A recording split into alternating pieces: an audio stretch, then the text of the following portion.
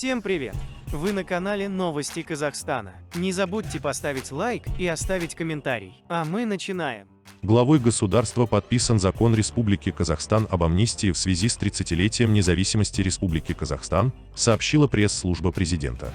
За 30 лет в Казахстане проведено 8 амнистий, последние 4 были приурочены к Дню независимости. Ранее президент Касым-Жомарт Токаев объявил, что в Казахстане будет проведена амнистия привлеченных к уголовной ответственности за преступления, не несущие серьезную угрозу безопасности граждан и государства.